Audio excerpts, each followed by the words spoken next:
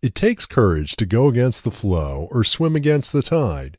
Throughout history, many brave people have made a stand, and the world is a richer place because they've dared to be different. In 16th century Italy, a young man named Galileo wanted to be a priest.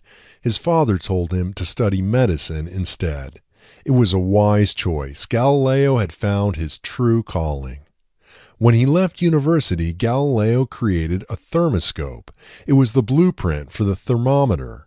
In 1589, he became the head of the mathematics department at the University of Pisa and then Padua. There, he taught on the wonders of geometry, mechanics, and astronomy. Galileo once said, "You cannot teach a man anything. You can only help him find it within himself." At Padua, Galileo would find the courage to change the world. In 1609, Galileo learned of a new invention in Holland called the telescope. He built a superior version and used it to become the first person to see the moon's surface.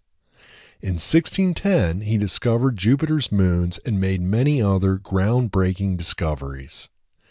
Galileo's astronomical studies showed him that the Earth was not the center of the universe. The view that the Earth circled the Sun was heresy to the Roman Catholic Church. Galileo was no atheist, but he did believe that science and religion were separate worlds. He once said, "The Bible shows the way to go to heaven, not the way the heavens go." It took a lot of courage for Galileo to stand up to the church, and he paid dearly for not backing down. The church sentenced the scientist to life in prison. Galileo spent the rest of his life under house arrest and died on January 8, 1642. Since then, several 20th century popes have recognized the importance of Galileo's work. He is now known as the father of modern science. Going against the flow often takes courage, but sometimes being different is just an accident of nature. There are 1,000,000+ asteroids in our solar system, and almost all of them circle the sun in one direction. Like running water, they follow the same counterclockwise path around the sun. Fewer than 100 asteroids buck this trend. These odd asteroids are called retrograde asteroids because they travel backward around the sun. A lone asteroid discovered in January 2015, named BZ, is one of them. BZ is just one of the 0.001% of asteroids that travel the wrong way. And it is the only retrograde asteroid that crosses into the path of a planet. During its orbit of the Sun, BZ twice crosses paths with Jupiter, but it never collides with the planet or the 6,000 asteroids that travel with it. Dr. Paul Wieger explained that BZ is playing a cosmic game of chicken with the giant planet Jupiter. For over 1,000,000 years, BZ has been avoiding a collision. Going against the flow doesn't always work out so well for humans. Sometimes it can cost you your life. One day in 399 BC, an old man in ancient Greece stood before the court. Socrates was on trial for refusing to recognize the gods recognized by the state. The 70-year-old was also accused of corrupting the youth. Hundreds of Athenians watched as Socrates was accused of a crime punishable by death. Socrates is now regarded as the father of Western philosophy, but in 399 BC, he was considered a public enemy and a menace to society. During Socrates' lifetime, his native city of Athens was a shadow of its former glory.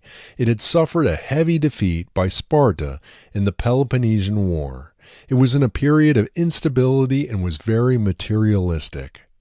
Socrates believed Athens was obsessed with physical beauty and wealth.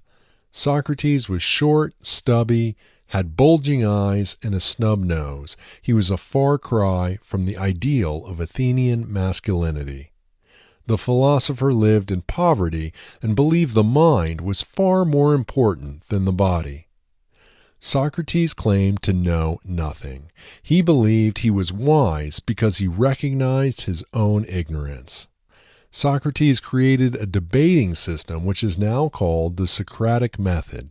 It involved Socrates asking people seemingly simple questions. He questioned conventional Greek wisdom and forced people to think logically about problems not obvious to them. The answer to Socrates' questions usually turned out to be very simple. Some people thanked him for making them think. Other people became upset because they felt he made them look foolish. Many felt Socrates threatened the establishment. They thought he was an outsider who liked to rock the boat. Socrates made people feel uncomfortable. He asked difficult questions about everything and everyone. He held up a mirror to Athens and said, "Do you like what you see?" People didn't, but instead of changing things, they punished Socrates for his honesty. He was arrested and put on trial. Socrates was accused of corrupting the young through his ideas and teachings. The jury found him guilty. His accusers asked for the death penalty, but Socrates was allowed to suggest his own punishment. Socrates sarcastically suggested he should be rewarded for his actions. He then said a small fine would be punishment enough. The jury disagreed and sentenced him to death by drinking a cup of poison hemlock. Friends offered to bribe the guards and free Socrates. He refused and said he wasn't afraid of death. He would accept the law of Athens. Socrates is often used as an example of someone who refused to abandon his or her beliefs. Individuals who stay true to themselves and fly in the face of convention are not always remembered fondly by history. At the 1998 Japan Olympics, one figure skater thrilled audiences with her unconventional moves. Surya Bonali was black and muscular and didn't match the traditional image of the graceful female ice skater. But beauty is in the eye of the beholder. The public loves Surya. She captured their imagination with her brazen attitude and bold style. But the judges weren't such big fans. Surya was given consistently lower marks during her career. Some said this was due to racism. Others said it was because Surya's skating style was so different. Unlike almost every other sport, the most athletic, powerful skaters don't always win. Falling somewhere in between an art and a sport, figure skating is judged on a mix of technical skill and aesthetic beauty. Surya was famous for her speed and power. She flew across the ice and into the air, performing jumps that wowed the crowds but were never rewarded by the judges. For years, she tried to change her style to win the artistic points, but she always fell short of gold. At her last ever Olympic performance, she decided to do things her way. She was physically a mess. She was recovering from surgery and had pulled a muscle. She was in such pain that she needed to be carried up the stairs in the Olympic Village. Her doctors told her to withdraw, but she knew that at her age, this would be her last competition, and she didn't want to end it that way. The world watched as Surya took to the ice for her final performance. She delivered an edgy and in-your-face free skate. She also amazed the world with a move no person has ever done before. Backflips in ice skating are considered highly dangerous. The move is illegal in competition because it could kill an athlete if he or she landed wrong. Throwing caution to the wind, she became the only Olympic figure skater in history to not only land a backflip in competition, but to do it on one blade. The crowds cheered, but the judges only saw a rule breaker, and perhaps worse. She finished in 10th place. People accused the judging panel of concentrating on Surya's race and not her amazing performance. Was it racism, or was Surya just not playing the game right? The ice skating world is changing. Judges now award points for power moves and even attempting a power move, but it's also still very much judged according to fixed ideas about beauty and grace. Most people are struggling to fit in, but throughout history there have always been a few who are willing to take risks and fight the status quo.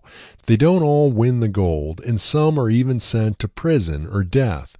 But regardless of whether they get rewarded in life, their willingness to break the rules and push the envelope moves the human race forward.